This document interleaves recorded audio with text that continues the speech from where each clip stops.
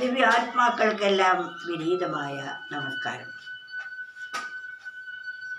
ഇന്ന് സ്നേഹം എല്ലാ മനുഷ്യരിലും ഉണ്ട്. പക്ഷേ തനിക്ക് എന്തെങ്കിലും ഒരു കാര്യം നേടാൻ വേണ്ടി സ്നേഹിക്കുന്ന ആളുകളുണ്ട്. ആ സ്നേഹത്തിന് സ്വാർത്ഥ സ്നേഹം എന്ന് പറയും. തൻ്റെ കാര്യം നേടിക്കഴിഞ്ഞാൽ പിന്നെ അവരിൽ നിന്ന് അല്പം പോലും സ്നേഹം ഉണ്ടാവുകയില്ല.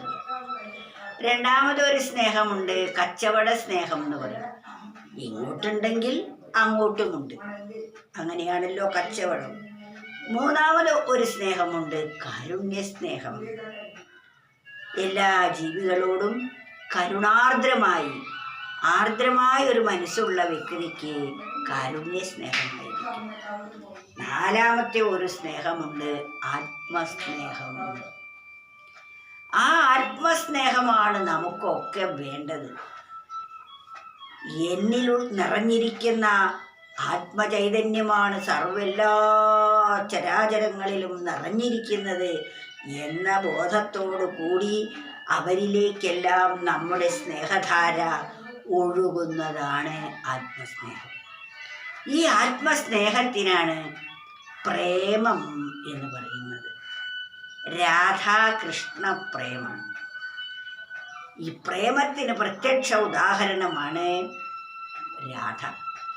രാധയ്ക്ക് കൃഷ്ണനിൽ നിന്നൊന്നും കിട്ടേണ്ടതായിട്ടില്ല. എന്നാൽ തൻ്റെ മനസ്സിൽ എപ്പോഴും കൃഷ്ണസ്മരണ മാത്രമാണ്. കൃഷ്ണനെ സ്മരിക്കാതിരിക്കാൻ രാധയ്ക്ക് കഴിയുന്നില്ല. അതേപോലെ ആയിരിക്കണം നമുക്ക് ദൈവത്തെയും. ഈശ്വരനെ ഒരിക്കലും മറക്കാതെ എപ്പോഴും ഓർമ്മിച്ചു കൊണ്ടിരിക്കുന്ന ആ തീവ്രമായ ധാരയ്ക്കാണ് ഇവിടെ പ്രേമം എന്ന് പറയുന്നത്.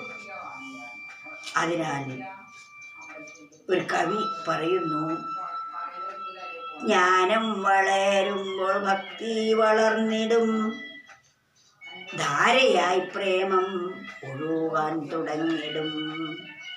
ജ്ഞാനം വളരുമ്പോൾ, ആത്മാവിനെ സംബന്ധിച്ച അറിവുണ്ടായി കഴിയുമ്പോൾ ഭക്തി ആത്മാവിനെ സ്നേഹിക്കും. നമ്മൾ സ്നേഹം വളരും.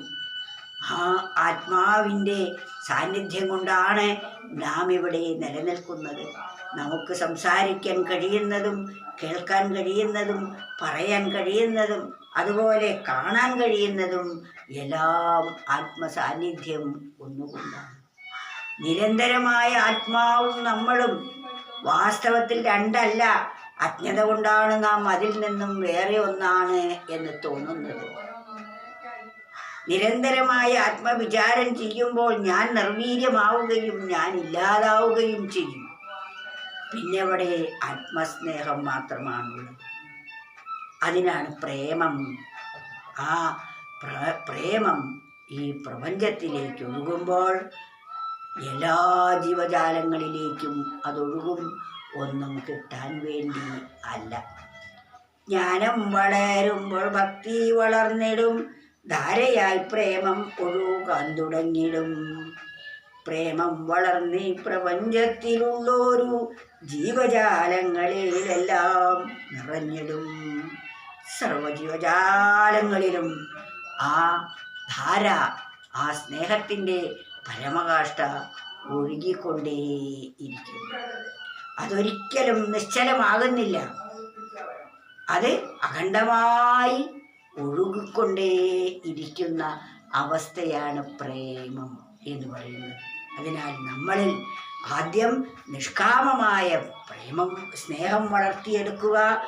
ആ സ്നേഹത്തിൻ്റെ ധാര കൂടുമ്പോൾ അത് പ്രേമമായി വരും. ആ പ്രേമം ഈ ജഗത്ത് മുഴുവൻ വ്യാപിക്കും. സർവജീവജാലങ്ങളിലും അതൊഴുകിക്കൊണ്ടേയിരിക്കും. ജ്ഞാനം വളരുമ്പോൾ ഭക്തി വളർന്നിടും, ധാരയായി പ്രേമം ഒഴുകാൻ തുടങ്ങിടും. പ്രേമം വളർന്നി പ്രപഞ്ചത്തിലുള്ളൊരു ജീവജാലങ്ങളിലെല്ലാം നിറഞ്ഞിടും.